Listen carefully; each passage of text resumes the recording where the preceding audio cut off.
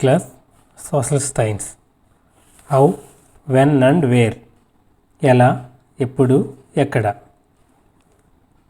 చరిత్ర అనగా గతంలో పరిస్థితులు ఎలా ఉండేవి, ప్రస్తుతం ఎలా మార్పు చెందాయి అనేది తెలుసుకోవడమే చరిత్ర.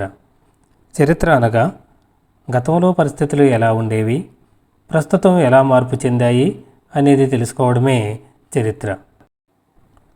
బ్రాహ్మణులు బ్రిటానియాకు శాస్త్రాలు ఇస్తున్నారు. ఈ చిత్రంను వేసినవారు జేమ్స్ రెన్నెల్. బ్రాహ్మణులు బ్రిటానియాకు శాస్త్రాలు ఇస్తున్నారు. ఈ చిత్రంను వేసినవారు జేమ్స్ రెన్నెల్. భారతదేశపు మ్యాపులు తయారు చేయమని జేమ్స్ రెన్నెల్ను అడిగినవారు రాబర్ట్ క్లైవ్. భారతదేశపు మ్యాపులు తయారు చేయమని జేమ్స్ రెన్నెల్ను అడిగినవారు రాబర్ట్ క్లైవ్. ఆంగ్లేయులు భారతదేశాన్ని ఆక్రమించడానికి, ఆధిక్యత ప్రదర్శించడానికి మ్యాపులు అవసరమని రెన్నెల్ భావించాడు. ఆంగ్లేయులు భారతదేశాన్ని ఆక్రమించడానికి, ఆధిక్యత ప్రదర్శించడానికి మ్యాపులు అవసరమని ఆంగ్లేయులు భారతదేశాన్ని ఆక్రమించడానికి, ఆధిక్యత ప్రదర్శించడానికి మ్యాపులు అవసరమని రెన్నెల్ భావించాడు. ఈ బొమ్మలో భారతీయులు పురాతన భారతీయ గ్రంథాలను ఉద్దేశపూర్వకంగా బ్రిటిష్ వారికి ఇచ్చినట్లు చూపబడింది. ఈ బొమ్మలో భారతీయులు పురాతన భారతీయ గ్రంథాలను ఉద్దేశపూర్వకంగా బ్రిటిష్ వారికి ఇచ్చినట్లు చూపబడింది. బ్రిటిష్ ఆధిపత్యానికి చిహ్నంగా భారతీయ సంస్కృతిని కాపాడవలసినదిగా మనమే బ్రిటిష్ వారిని కోరినట్లు చూపబడింది. బ్రిటిష్ ఆధిక్యానికి చిహ్నంగా భారతీయ సంస్కృతిని కాపాడవలసిందిగా మనమే బ్రిటిష్ వారిని కోరినట్లు చూపబడింది. కొత్త వస్తువులకు మార్కెట్లు ఎలా సృష్టించబడతాయో, కొత్త అభిరుచులు ఎలా ప్రాచుర్యం పొందుతాయో అర్థం చేసుకోవడంలో పాత ప్రకటనలు సహాయపడతాయి. కొత్త వస్తువులకు మార్కెట్లు ఎలా సృష్టించబడతాయో, కొత్త అభిరుచులు ఎలా ప్రాచుర్యం పొందుతాయో అర్థం చేసుకోవడంలో పాత ప్రకటనలు సహాయపడతాయి. 1922లో లిప్టన్ టీ ప్రకటన ప్రపంచవ్యాప్తంగా టీ యొక్క హుందాతనాన్ని తెలియజేస్తుంది. 1922లో లిప్టన్ టీ ప్రకటన ప్రపంచవ్యాప్తంగా టీ యొక్క హుందాతనాన్ని తెలియజేస్తుంది. పై చిత్రంలో వెనక వైపు నుంచి భారతీయ కోటల యొక్క బయటి గోడను చూడవచ్చు. పై చిత్రంలో వెనుక వైపు నుంచి భారతీయ కోటల యొక్క బయటి గోడను చూడవచ్చు. ముందు వైపు డ్యూక్ ఆఫ్ కార్నెట్ బిరుదు పొందిన బ్రిటన్ విక్టోరియా మహారాణి యొక్క 3వ కుమారుడు గుర్రం మీద కూర్చొని ఉండడాన్ని చూడవచ్చు. ముందు వైపు డ్యూక్ ఆఫ్ కార్నెట్ బిరుదు పొందిన బ్రిటన్ విక్టోరియా మహారాణి యొక్క 3వ కుమారుడు గుర్రం మీద కూర్చుని ఉండడాన్ని చూడవచ్చు. బ్రిటిష్ ఇండియా చరిత్ర పుస్తక రచయిత జేమ్స్ మిల్ 1817. బ్రిటిష్ ఇండియా చరిత్ర పుస్తక రచయిత జేమ్స్ మిల్. బ్రిటిష్ ఇండియా చరిత్ర అనే పుస్తకంలో భారతీయ చరిత్రను హిందూ, ముస్లిం, బ్రిటిష్ యుగాలుగా వర్గీకరించారు. బ్రిటిష్ ఇండియా చరిత్ర అనే పుస్తకంలో భారతీయ చరిత్రను హిందూ, ముస్లిం, బ్రిటిష్ యుగాలుగా వర్గీకరించారు. చరిత్రను కాలాల వారీగా విభజించుటకు కారణం ఆ కాలపు ప్రత్యేక లక్షణాలను, ప్రధాన లక్షణాలను తెలుసుకోవడానికి. చరిత్రను కాలాల వారీగా విభజించుటకు కారణం ఆ కాలపు ప్రత్యేక లక్షణాలను, ప్రధాన లక్షణాలను తెలుసుకోవడానికి. ఆసియా సమాజాల నాగరికతల స్థాయి ఐరోపా వారి కంటే తక్కువ స్థాయిలో ఉన్నాయి అన్నవారు జేమ్స్ మిల్. ఆసియా సమాజాల నాగరికతల స్థాయి ఐరోపా వారి కంటే తక్కువ స్థాయిలో ఉన్నాయి అన్నవారు జేమ్స్ మిల్. చరిత్ర అంటే బ్రిటిష్ వారు భారతదేశానికి రాకముందు హిందూ, ముస్లిం నియంతలు భారతదేశాన్ని పరిపాలించారని జేమ్స్ మిల్ అభిప్రాయం. చరిత్ర అంటే బ్రిటిష్ వారు భారతదేశానికి రాకముందు హిందూ ముస్లిం నియంతలు భారతదేశాన్ని పరిపాలించారని జేమ్స్ మిల్ అభిప్రాయం.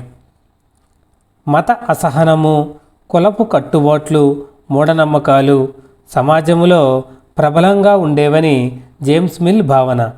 మత అసహనము, కులపు కట్టుబాట్లు, మూఢనమ్మకాలు సమాజంలో ప్రబలంగా ఉండేవని జేమ్స్ మిల్ భావన.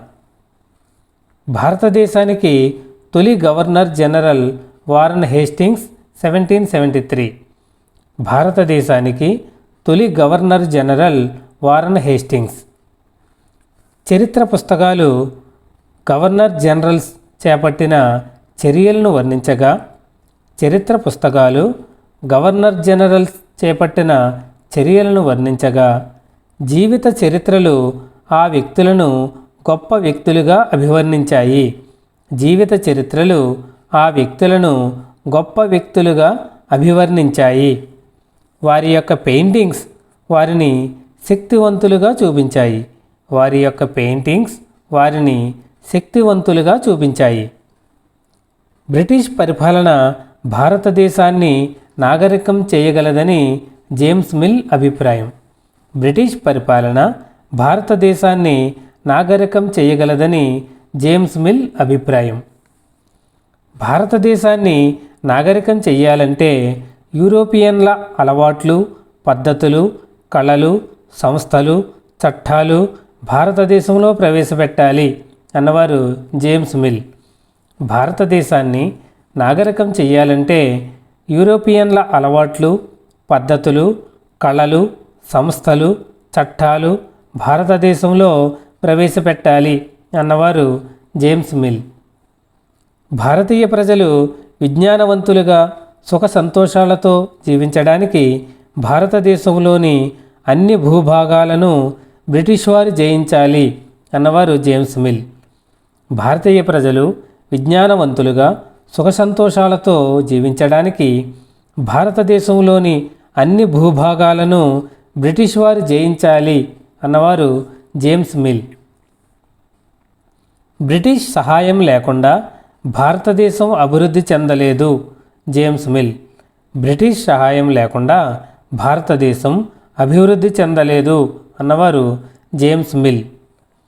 జేమ్స్ మిల్ రాసిన గ్రంథాల ప్రకారం బ్రిటిష్ పరిపాలన నాగరికత ప్రగతులకు చిహ్నము. జేమ్స్ మిల్ రాసిన గ్రంథాల ప్రకారం బ్రిటిష్ పరిపాలన నాగరికత ప్రగతులకు చిహ్నము. బ్రిటిష్ పరిపాలనకు ముందు భారతదేశ పరిపాలనా కాలము ఒక చీకటి యుగం. బ్రిటిష్ పరిపాలనకు ముందు భారతదేశ పరిపాలనా కాలము ఒక చీకటి యుగము. జేమ్స్ మిల్ రాసిన గ్రంథాల ప్రకారం బ్రిటిష్ పరిపాలన నాగరికత ప్రగతులకు చిహ్నము. బ్రిటిష్ పరిపాలనకు ముందు భారతదేశ పరిపాలనా కాలము ఒక చీకటి యుగం. బ్రిటిష్ వారి వర్గీకరణకు భిన్నంగా చరిత్రకారులు భారతదేశ చరిత్రను ప్రాచీన, మధ్య, ఆధునిక యుగాలుగా విభజించారు. బ్రిటిష్ వారి వర్గీకరణకు భిన్నంగా చరిత్రకారులు భారతదేశ చరిత్రను ప్రాచీన, మధ్య, ఆధునిక యుగాలుగా విభజించారు. విజ్ఞాన శాస్త్రం, హేతువాదము, ప్రజాస్వామ్యం, స్వేచ్ఛ, సమానత్వాలతో కూడి ఉన్నదే ఆధునిక యుగం అని పశ్చిమ దేశాల భావన. విజ్ఞాన శాస్త్రం, హేతువాదము, ప్రజాస్వామ్యం, స్వేచ్ఛ, సమానత్వాలతో కూడి ఉన్నదే ఆధునిక యుగం అని పశ్చిమ దేశాల భావన. ఆధునిక సమాజంలోని లక్షణాలు ఏవీ లేని సమాజం అని తెలియజేయడానికి మధ్యయుగం అనే పదాన్ని వాడతారు. ఆధునిక సమాజంలోని లక్షణాలు ఏవీ లేవి ఆధునిక సమాజంలోని లక్షణాలు ఏవీ లేని సమాజం అని తెలియజేయడానికి మధ్యయుగం అనే పదాన్ని వాడతారు. చాలామంది చరిత్రకారులు ఈ కాలాన్ని వలసవాదం అన్నారు. చాలామంది చరిత్రకారులు ఈ కాలాన్ని వలసవాదం అన్నారు. ఒక దేశం వేరొక దేశాన్ని లొంగదీసుకోవడం ద్వారా ఆ దేశంలో రాజకీయ, ఆర్థిక, సాంఘిక, సాంస్కృతిక మార్పులు వస్తాయి. దీనినే వలసవాదం అంటారు. ఒక దేశం వేరొక దేశాన్ని లొంగదీసుకోవడం ద్వారా ఆ దేశంలో రాజకీయ, ఆర్థిక, సాంఘిక, సాంస్కృతిక మార్పులు వస్తాయి. దీనినే వలసవాదం అంటారు. అన్ని వర్గాలు, సముదాయాలు ఒకే విధమైన ప్రభావానికి లోను కాలేదనే విషయాన్ని గమనించాము కాబట్టి ఈ పుస్తకాన్ని మనగతాలు అనే పేరుతో పిలుస్తాము. అన్ని వర్గాలు, సముదాయాలు ఒకే విధమైన ప్రభావానికి లోను కాలేదనే విషయాన్ని గమనించాము కాబట్టే ఈ పుస్తకాన్ని మనగతాలు అనే పేరుతో పిలుస్తాము. భారత రాయల్ ఇండియన్ నౌకాదళంలో తిరుగుబాట్లు చెలరేగిన ప్రాంతాలు బొంబాయి, కరాచీ, విశాఖపట్నం. 1946 భారత రాయల్ ఇండియన్ నౌకాదళంలో తిరుగుబాట్లు చెలరేగిన ప్రాంతాలు బొంబాయి, కరాచీ, విశాఖపట్నం. బ్రిటిష్ వారు గ్రామ తహసీల్దార్ కార్యాలయం, కలెక్టర్ కార్యాలయం, కమిషనర్ కార్యాలయం, ప్రాంతీయ సచివాలయాలు, కోర్టులు మొదలైన వాటి అన్నింటిలో రికార్డులను భద్రపరచడానికి అభిలేఖాగారాలు, మ్యూజియంలను ఏర్పాటు చేశారు. బ్రిటిష్ వారు గ్రామ తహసీల్దార్ కార్యాలయం, కలెక్టర్ కార్యాలయం, కమిషనర్ కార్యాలయం, ప్రాంతీయ సచివాలయాలు, కోర్టులు మొదలైన వాటన్నింటిలో రికార్డులను భద్రపరచడానికి అభిలేఖాగారాలు, మ్యూజియంలను ఏర్పాటు చేశారు. 1920లో ఏర్పాటు చేయబడిన భారత జాతీయ అభిలేఖాగారం 1920లో ఏర్పాటు చేయబడిన భారత జాతీయ అభిలేఖాగారం 1857 సిపాయిల తిరుగుబాటు తరువాత బ్రిటిష్ వారు తయారు చేసిన చాలా పుస్తకాలలో ఇలాంటి బొమ్మలు ఉన్నాయి. 1857 సిపాయిల తిరుగుబాటు తర్వాత బ్రిటిష్ వారు తయారు చేసిన చాలా పుస్తకాలలో ఇలాంటి బొమ్మలు ఉన్నాయి. దోపిడీ సొమ్మును పంచుకుంటున్న సిపాయిలు అని బ్రిటిష్ వారి దృష్టిలో తిరుగుబాటుదారులు దురాశాపరులు, విషపూరిత ఆలోచన కలవారు, దుర్మార్గులు. దోపిడీ సొమ్మును పంచుకుంటున్న సిపాయిలు అని బ్రిటిష్ వారి దృష్టిలో తిరుగుబాటుదారులు దురాశాపరులు, విషపూరిత ఆలోచన కలవారు, దుర్మార్గులు. 1946లో ప్రభుత్వంపై పోలీసులు సమ్మె చేశారు. 1946లో ప్రభుత్వంపై పోలీసులు సమ్మె చేశారు. ఢిల్లీలో 2000 మందికి పైగా పోలీసులు వారికి ఇస్తున్న వేతనాలు నాసిరకం ఆహారాలకు నిరసనగా మేము తినే ఈ ఆహారాన్ని గుర్రాలు కూడా తినవు అని చెప్పారు. ఢిల్లీలో 2000 మందికి పైగా పోలీసులు వారికి ఇస్తున్న వేతనాలు నాసిరకం ఆహారాలకు నిరసనగా మేము తినే ఈ ఆహారాన్ని గుర్రాలు కూడా తినవు అని చెప్పారు. లైక్ చేయండి, షేర్ చేయండి, సబ్స్క్రైబ్ చేయండి, పక్కన ఉన్న బెల్ ఐకాన్ ప్రెస్ చేయండి.